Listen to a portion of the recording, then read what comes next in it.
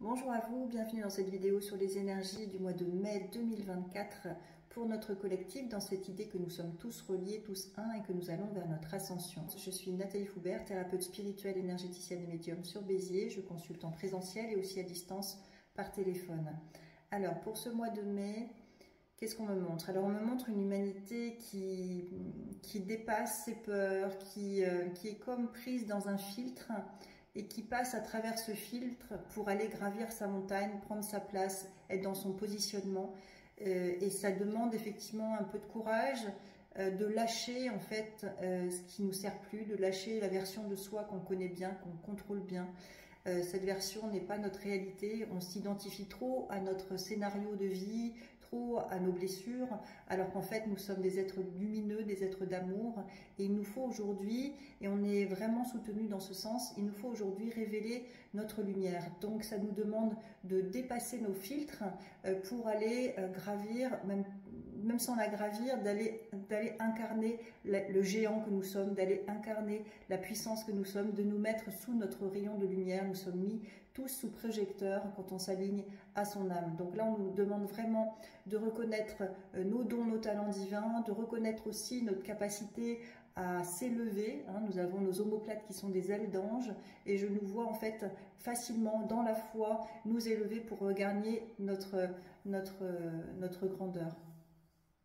Alors le tirage associé, la carte question à se poser, c'est de quoi dois-tu faire le deuil? Donc de cette ancienne version de soi qui s'identifie à son scénario, qui s'identifie à ses blessures, lâcher tout ça pour regagner la grandeur de son être et déployer le cœur et la lumière que nous sommes.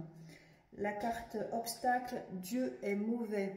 Donc ça c'est une croyance, une externalisation, c'est la faute de la vie, de Dieu, du système, du gouvernement, etc. Remettre son pouvoir à un autre, en fait, l'autre va se servir de notre pouvoir. Alors que là on nous demande vraiment de regagner notre pouvoir, notre souveraineté et d'incarner pleinement notre responsabilité. Donc l'externalisation n'a plus lieu d'être, tout ce qui est sur Terre est juste, et là pour nous élever justement et pour nous aider à guérir, pour justement accéder à cette montagne que nous sommes, à ces géants que nous sommes.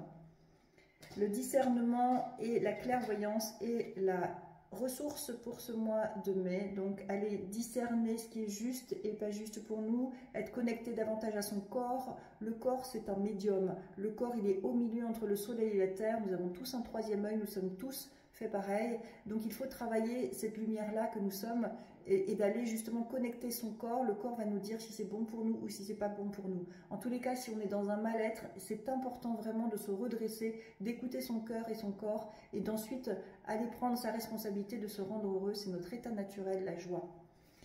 La carte conseil pour ce mois de mai, le souffle éternel.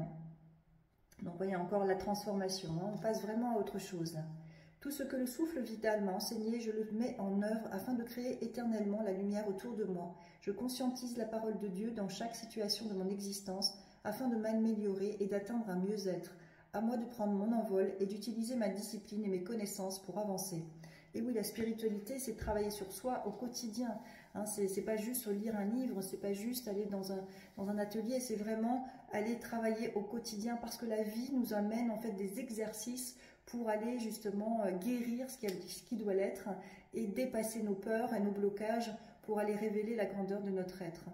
Je vous remercie et je vous souhaite un excellent mois de mai. Bien à vous.